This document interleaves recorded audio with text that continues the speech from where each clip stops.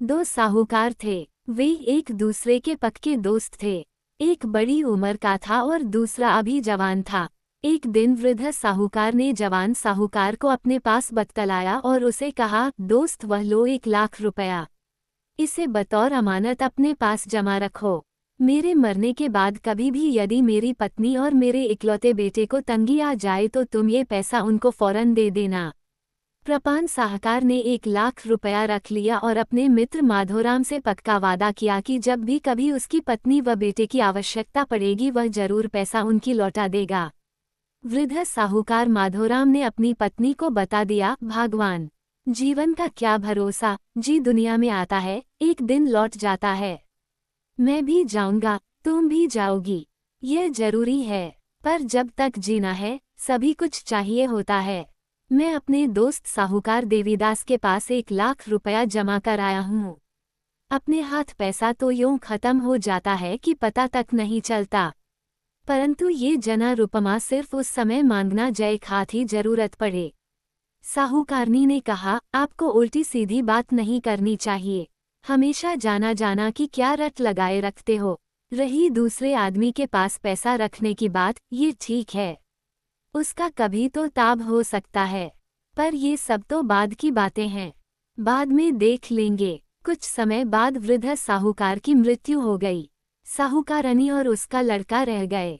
लड़का चूंकि छोटा था अतः वना व्यापार चलाने योग्य नहीं था। साहूकार के मरने के बाद बहुत से कर्जदार वा तो मुकर गए या फिर किसी ने पैसा वापस किया भी तो रुपये में 4 आने। इस कारण साहूकारनी शीघ्र ही गरीबी से घिर गई। कुछ वर्षों बाद साहूकार माधोराम का लड़का जवान हो गया। उसकी माँ ने अब उसका विवाह करने की सोची। ये भी सोचा कि वह कोई उपयुक्त कारोबार करें।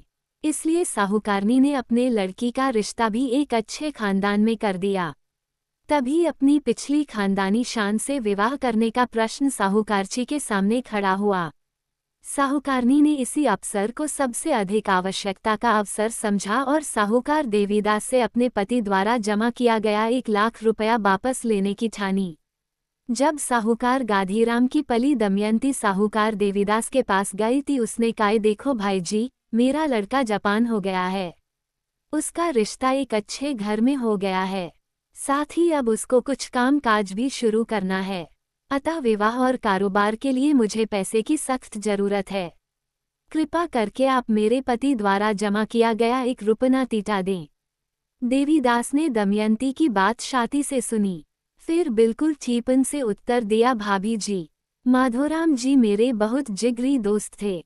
हम एक दूसरे के बिना नहीं रहते थे। हालांकि आयु के हिसाब से हम बाप बेटे की तरह थे। माधीराम जी कई बार मेरी मदद भी कर देते थे, मैं भी बदले में मदद कर देता था। मैं अपने मित्र के वे एहसान नहीं भूला हूँ। भाभी जी आप मजे से विवाह कस्याएं, लड़के के लिए कारोबार चालू करें, मैं आपकी पूरी मदद करूँगा। भादिया तुम हमारा 1 लाख रुपया तीटा दो, इसके बाद किसी अतिरिक्त सहायता की आवश्यकता नहीं पड़ेगी। साहूकारनी ने अपनी बात फिर दोहराई, क्या बात करती हो भाभी, गाय माधोराम ने मुझे 1 लाख रुपये कच दिए। मैं तो उनके एहसानों के बदले और एक इंसान के नाते तुम्हारी मदद की बात कर रहा हूँ। इसलिए मैं चाहता हूँ कि 15-20 हजार रुपये तुम्हारे सड़के के ब्याह व कारोबार के लिए हूँ।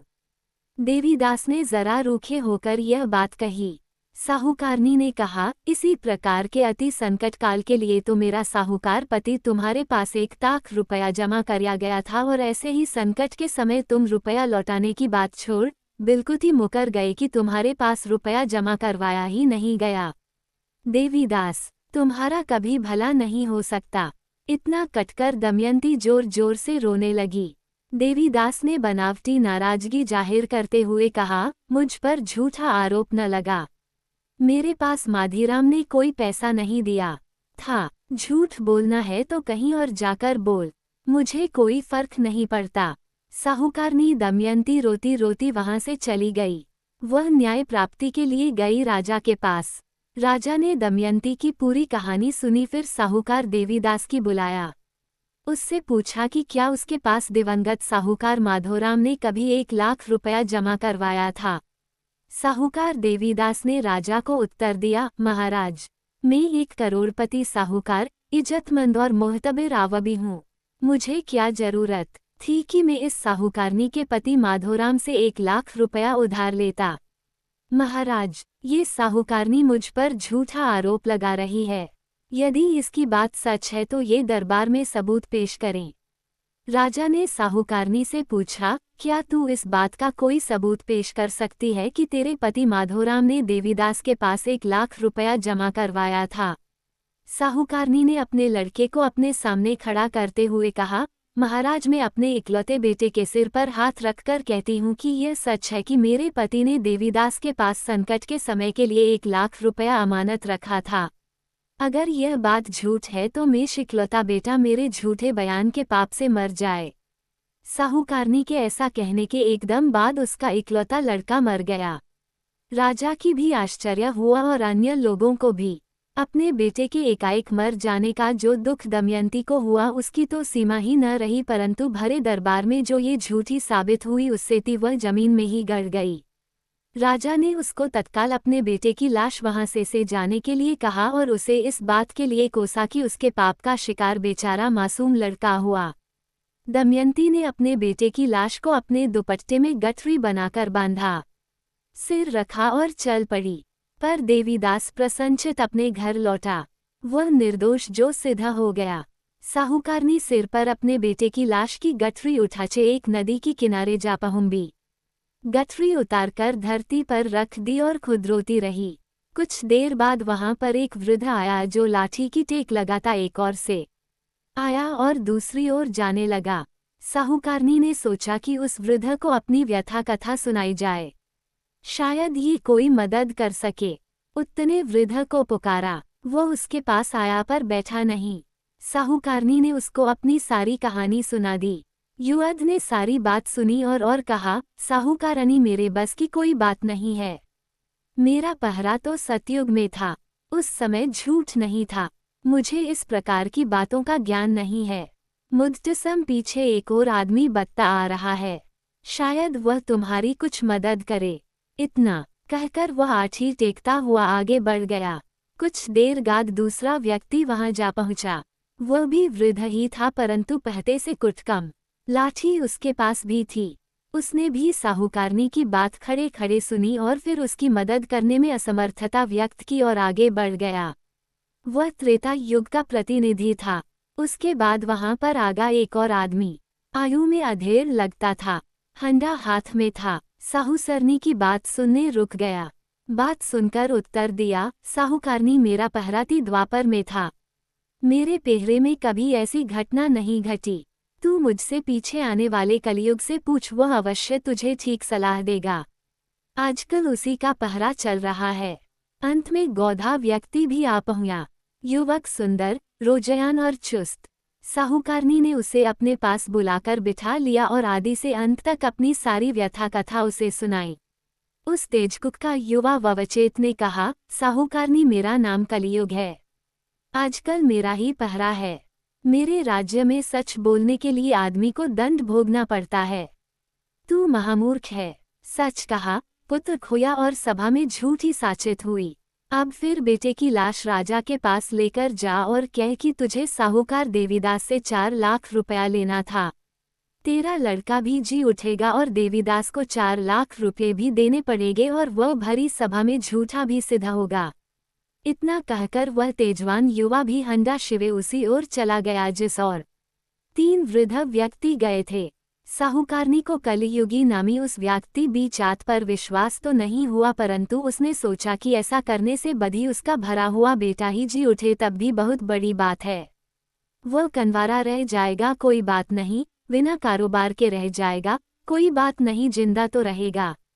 उसने हिम्मत बांधी, बेटे की लाश की गवरी सिर पर उत्पई और फिर राजा के फंस चल पड़ी।